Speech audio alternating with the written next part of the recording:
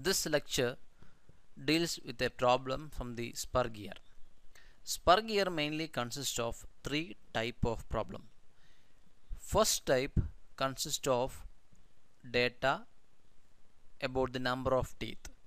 The second type consists of the data about the diameters, center distance, etc.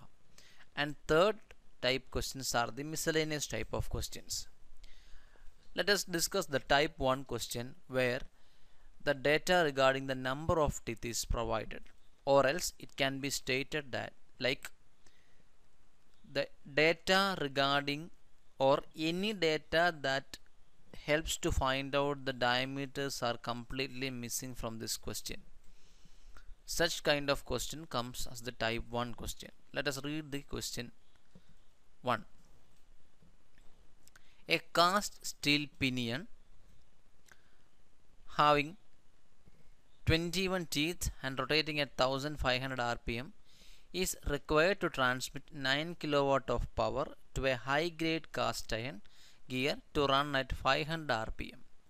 The teeth is 14.5 degree involute. Design the gear completely. Before moving into the solution, we have to read the question very clearly and understand the data. Upon reading the question, it is clearly mentioned that data about the number of teeth. It is clearly presented before you. Pinion is having 21 number of teeth, and that is stated here. Z1 is stated as 21 here. And also we have given 1500 rpm and 500 rpm.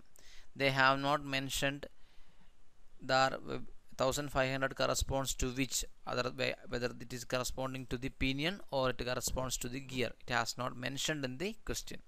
So by simply looking into the numerical value, we can understand that this 1500 represents the pinion speed and 500 represents the gear speed. So that data is also provided. And what is the use of this data? It helps us to find out the gear ratio. I is nothing but N1 by N2. Using these two data, we can find out the value of gear ratio I. I is nothing but 3. Now it transmits 9 kilowatt. Power is given as 9 kilowatt. And they have clearly mentioned the material of the gear. One is made up of cast steel and second one is made up of high grade cast iron. This data is very much important. Cast steel and the second one is high grade cast iron, because sometimes the gears will be made of different material, sometimes it can be of the same material. We have to discuss all these cases and which will be discussed along with this solution. Now let us go into the solution. See, this is a type 1 question. As I have told you, type 1 consists of the data about the number of teeth. Here it is given. So we have the value of Z1 as 21, and using this ratio Z2 by Z1 equal to I, we can find out the value of Z2 as 63. Now before going into the procedure, we have to write down the data for the stress value. So this is obtained from the table 12.7, page number 234. So we will go to the page number 234 and we will see what are the values 138.5 and 78.5. These are the values provided.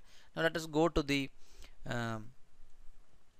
data book, page number 234, and let us see what is the data provided over there. Page number 234. Yes, this is the page number 234 and the table 12.7. It has given a series of materials and the corresponding allowable static stress. So one is given as high grade cast iron grade 35, high grade value. The value of the sigma D is going to be how much? 78.5. So this is the one value we are going to select. And next one is cast steel. So the value we are going to select is this one. These two are the values we are supposed to select, and that is being written on your solution. This is how you are supposed to select the values. Now most importantly, if they have not given you the data regarding the material of the gear, then you can assume any material which is given in the table. Both can be of the same material also, that is also possible. In the coming question, or one more question we will solve, and in that question I will show you what is the difference between this type 1 and type 2, and how can we go forward if suppose the data regarding the material is not present in the question. All those things will be discussed in the next problem. Now let us move into the first step, which is nothing but the identification of weaker member. I hope you all remember the table which I have specified or prescribed. So in that you have got two rows. First row corresponds to the pinion and second row corresponds to the gear. We are supposed to find out the value of sigma 01 and sigma 02, which we have got from the table 12.7. And now comes we have to calculate the Lewis form factor y. Lewis form factor y can be calculated using the equation 12.5c.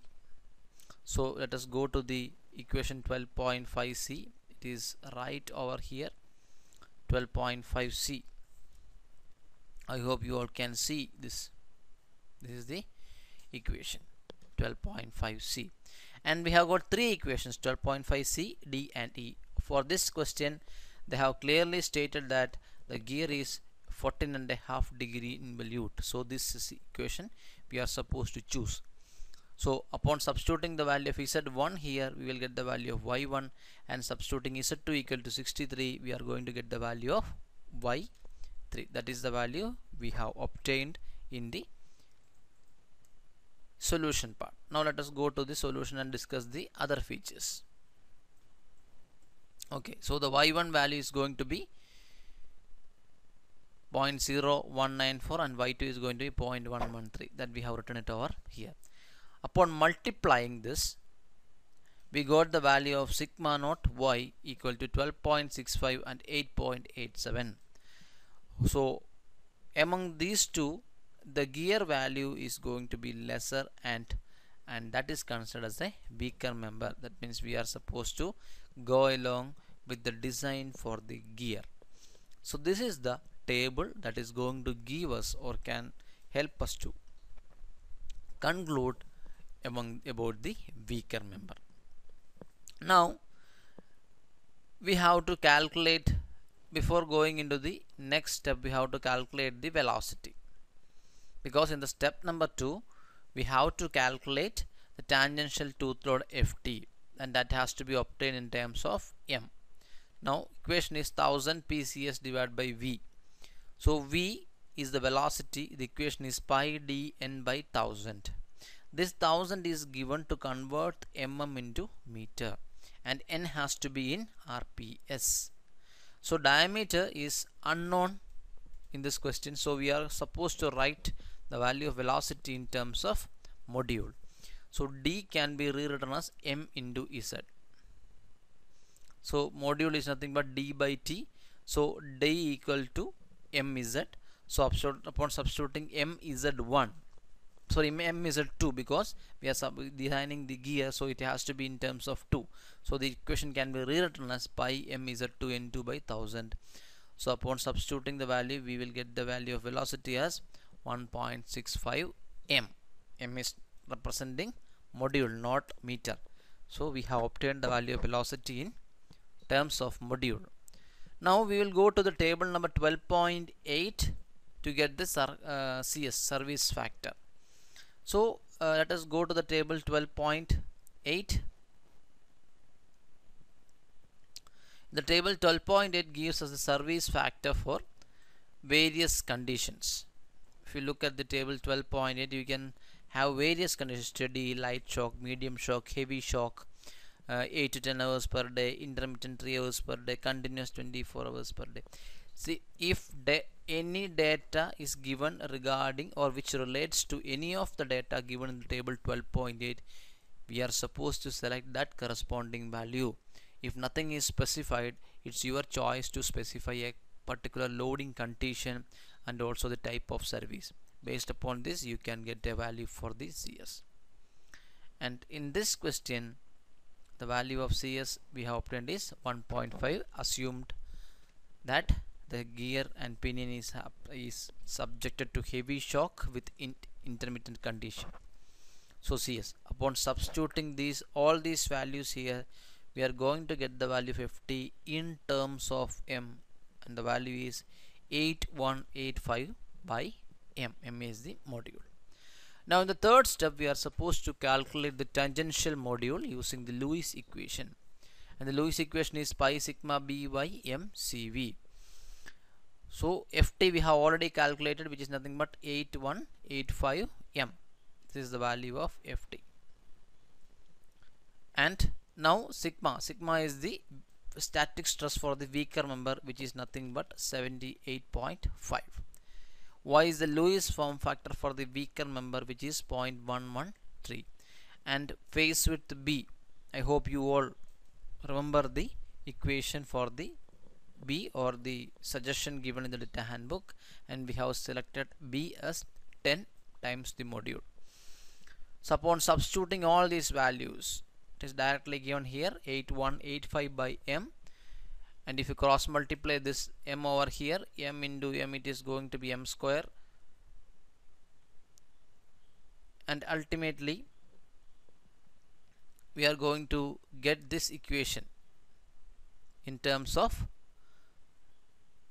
m cube cv equal to or greater than equal to 29.37, and that is how the value you have to obtain. You have to obtain the entire value in terms of module. I think one module is missing here. We will write it down here.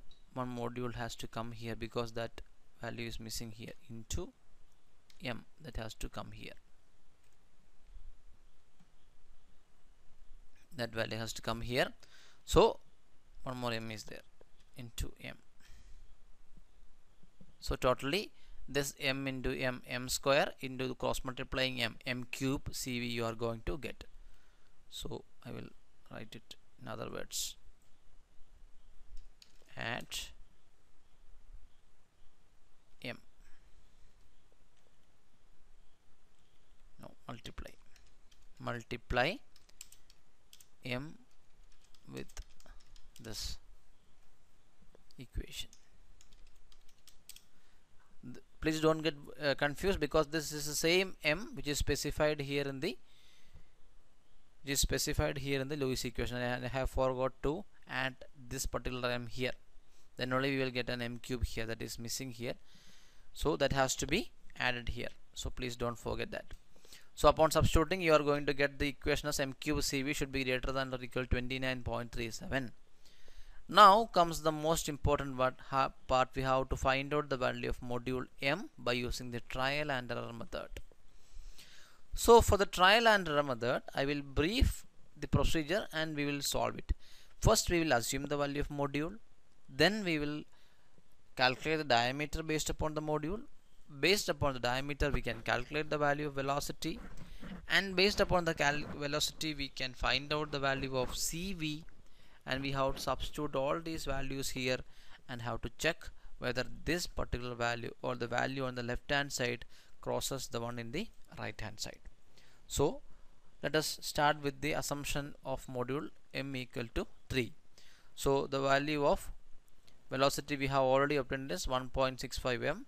So upon substituting, you are going to get the velocity as 4.95. So now let us go to the data handbook and see the equations given for CV. See, velocity factor CV has got equations from 12.6a to 12.6e.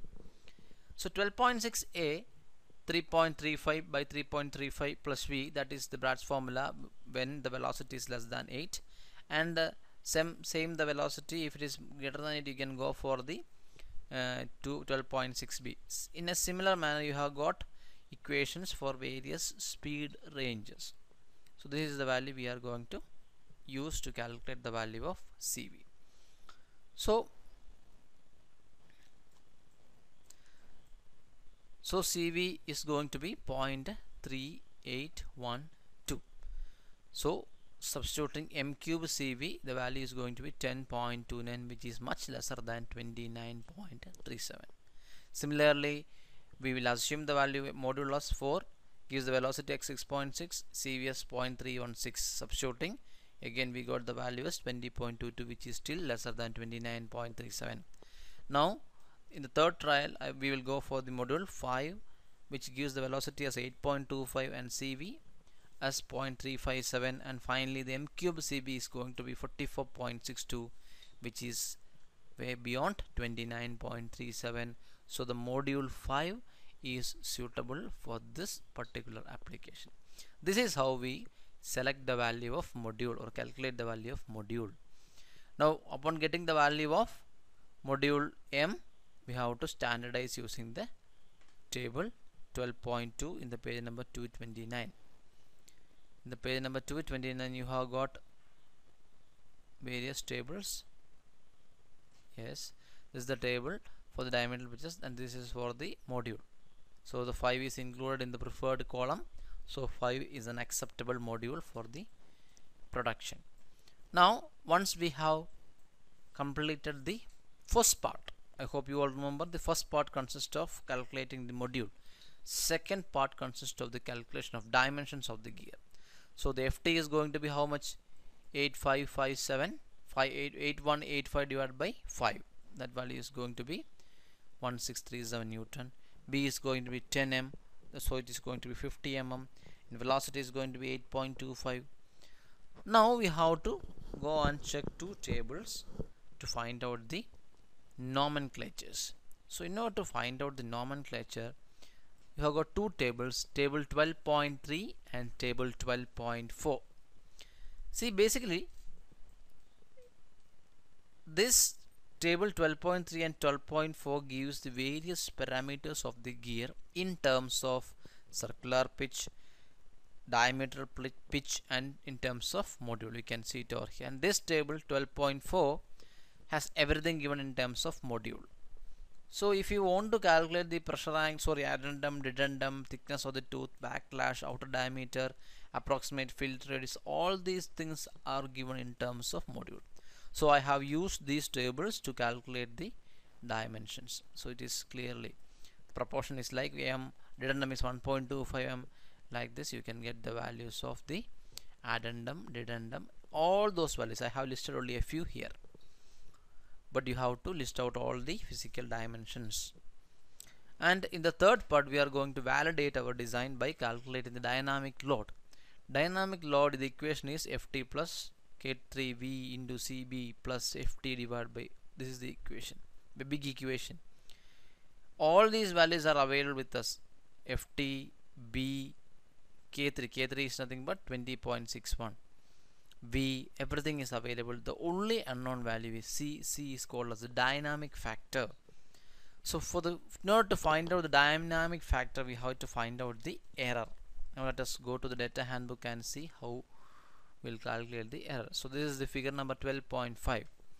Right now we have the velocity some 8.25 something. So this is going to be 5, 6, 7, 8, 8.5 something. It is going to come somewhere over here, and we'll take to the left hand side. We can see it is going to be 0.045 in that particular range. That is the value of error.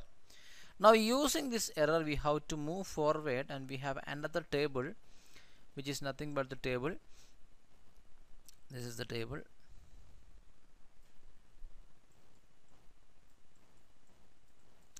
The table 12 point.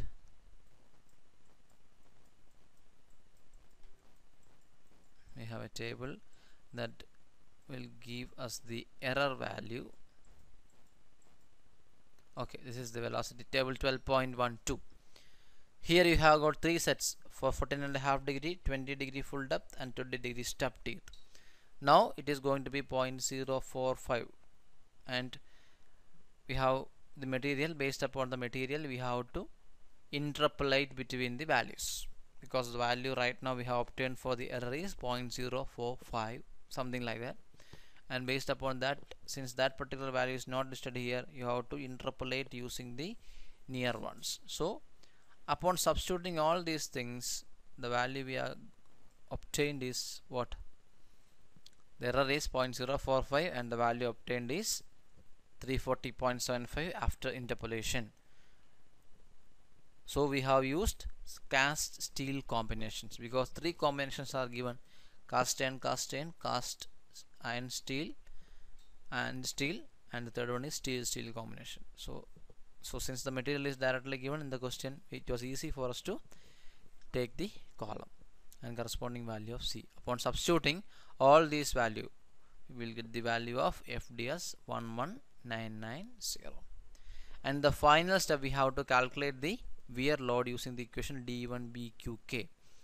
You have to be very sure that this is D1, this is not D2. In order to calculate the FW, you have to use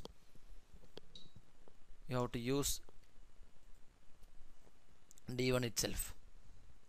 Now upon substituting D1, we have, which is nothing but 21 into 5, 105. B is 50. Now we have to calculate the value of Q. Q can be calculated using the equation 12.5C, where 2D2 divided by D1 plus D2, 2Z2 divided by Z1 plus Z2. So upon substituting the value of Q, we get the value of Q as 1.5, and that is substituted over here. And the value of FW has to be greater than FD, 11990. So keeping that condition on table, we are keeping K as unknown and find the value of K. So we will equate FW with FD and we will find the value of K, and the value of K obtained is 1.522. Now we have to move into another table.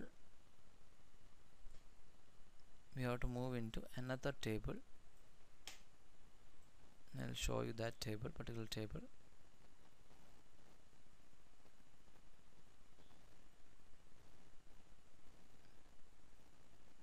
Yes, this is the table 12.16. So you have the value for 14.5 and 20. So based upon the value of K, we have to find out the corresponding hardness for the pinion and gear. So in this case, the value was how much? The value of K was 1.522. The value was 1.522. So 14.5 degree, 1.522, the value that is going to come greater than 1.422 is 1.598. For that corresponding value of the Brinell hardness number is 400 and 350. This is the value of hardness we are going to suggest to the manufacturer in order to have a wear load greater than the dynamic load. This is how we should carry out a design. So all the steps has covered. You have to sit and solve, because it is a lengthy procedure. It will take some time to be used to it. So once again, read all question properly and understand the steps and try to execute the problem. Thank you.